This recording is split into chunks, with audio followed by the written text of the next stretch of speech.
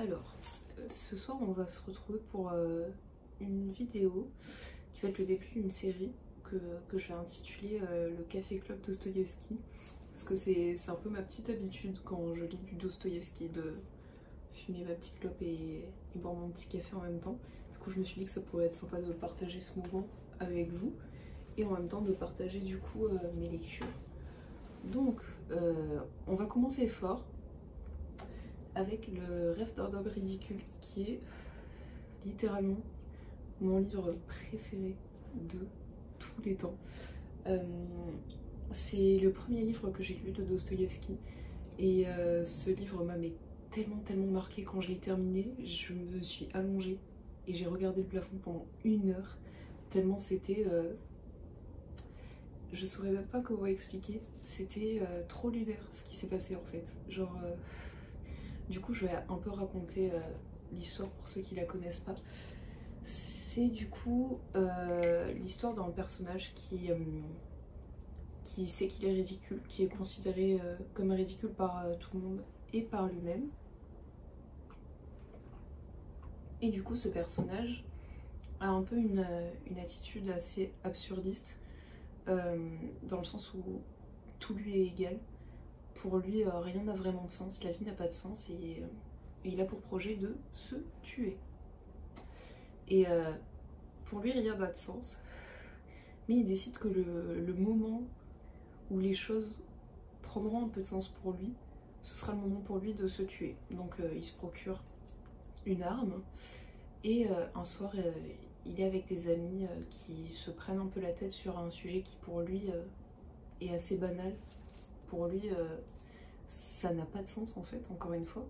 Et il leur dit, et ses amis se moquent de lui, encore une fois. Il en revient toujours à cette image d'homme ridicule qu'il a tout à fait accepté, hein. Ça ne lui pèse pas du tout, mais on en revient toujours à ce point-là. Après cette entrevue avec ses amis, il sort dans la rue, marche un petit peu, et il rencontre une petite fille qu'il appelle à l'aide parce que sa mère a un problème, elle est en train de mourir, et cette petite fille est vraiment complètement désespérée.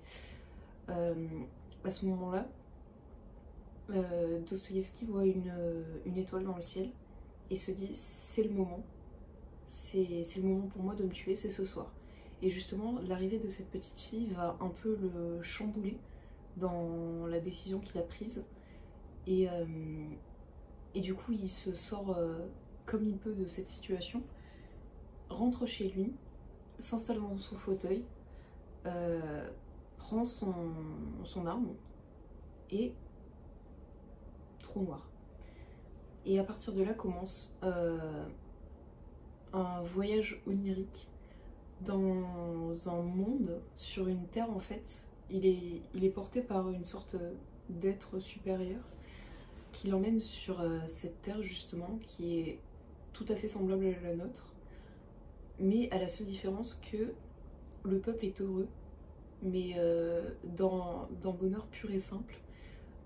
C'est une terre qui n'a pas encore été souillée, c'est des hommes qui n'ont pas encore été corrompus, et du coup cette société fonctionne de manière assez communiste finalement, et du coup il se retrouve sur cette terre, et il se dit c'est ça la vérité, je vois la vérité, c'est dans cette société-là qu'on devrait vivre. Sauf que ce à quoi il ne s'attendait pas, c'est que sa venue a justement corrompu cette société qui finalement devient similaire à la nôtre. Des guerres commencent, le malheur tombe sur tout le monde, et à ce moment-là, il est complètement désemparé, il se dit mais qu'est-ce qui s'est passé, enfin, c'était la société d'avant moi qui me touchait, et là il se réveille. Et justement à son réveil il se dit mon but dans la vie ça va être de créer cette société parfaite dans laquelle tout va bien, le bonheur est partout et tout le monde est heureux. Et justement il commence à clamer cette vérité à tout le monde. Et les gens continuent de le prendre pour un fou parce que un mec qui vient te voir en te disant j'ai vu la vérité, je suis allée sur une terre sur laquelle tous les humains étaient heureux et il n'y avait pas de hiérarchie et tout ça, tu te dis le mec est fou. Mais, mais du coup voilà, ça se termine comme ça. Et j'ai adoré ce livre. L'aspect très absurdiste du personnage principal est super intéressant, ça revient beaucoup à la philosophie de Camus finalement. Et, et en fait, il y a dans tous les écrits de Dostoïevski, la place de la religion est énorme. Parce que du coup, Dostoïevski était chrétien, croyant, dur comme fer. Et, et du coup, il y a la notion de bien et de mal aussi qui est abordée dans ce livre d'une manière assez extrême. Il y a beaucoup de... Comment dire? Il y a une grosse réflexion qui est faite sur justement, est-ce que l'homme est à l'origine comme les hommes sur cette terre parfaite et a été corrompu par la société finalement? C'est la question qui se pose dans ce livre. Et j'ai trouvé ça super intéressant. Le livre fait qu'une 50aine de pages, mais il est tellement intense.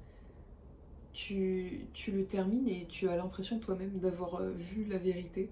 Et c'est un livre qui m'a énormément impactée.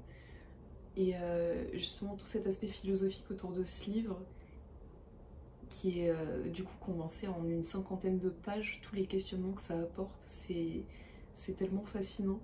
Et c'est un livre que je recommande de ouf pour commencer à s'initier à Dostoïevski, parce que c'est un livre qui est très court, qui est très simple de lecture comparé à d'autres œuvres de Dostoïevski, genre n'essayez pas de commencer par les frères Karamazov, c'est pas une bonne idée.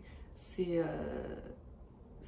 sont de très bons livres, mais je pense qu'il faut déjà être familiarisé avec le style de Dostoïevski pour pouvoir les apprécier à leur juste valeur. Et justement commencer par des livres qui sont quand même très recherchés, mais assez simples de lecture. C'est la meilleure des manières, je pense, pour s'initier à l'œuvre de Dostoïevski finalement. Moi, c'est ce que j'ai fait du coup, c'est le premier livre que j'ai lu de lui. Et ensuite, je crois que le deuxième, c'était Les Carnets du sous-sol, qui est aussi très bien, mais j'en parlerai dans une autre vidéo. Mais du coup, ouais, je pense que Le Rêve d'un homme ridicule, c'est une super bonne initiation à la philosophie de Dostoïevski finalement. Et même à la philosophie de manière générale, si c'est un sujet qui vous parle. Je pense que c'est un livre qui peut être vachement intéressant parce qu'il aborde pas mal de sujets. Et voilà, pour le coup, c'est encore une fois un livre qui est extrêmement bien écrit parce que, enfin, personnellement, j'aime beaucoup le style d'écriture de Dostoïevski. Et c'est de tous les livres que j'ai lus de lui pour l'instant, et j'en ai lu une vingtaine, ça reste mon préféré. Parce que comment dire, il coche beaucoup de cases en très peu de pages, et je trouve ça hyper difficile à faire en fait, d'avoir autant un condensé d'émotions, de questionnements et de beauté dans l'écriture en si peu de pages. Je trouve que c'est quelque chose qui est assez dur à accomplir et qu'il a très bien réalisé. Mais du coup voilà, je pense qu'on n'est pas trop mal pour cette fois. J'espère que le principe de la vidéo vous a plu. Si vous avez des recommandations de livres à me faire, de livres un peu dans la même trempe que Le Rêve d'un homme ridicule, je suis totalement preneuse. Je suis toujours preneuse de découvertes littéraires. Et du coup, voilà, on se retrouvera une autre fois pour un autre Café Club Dostoïevski. Et bonne soirée à vous!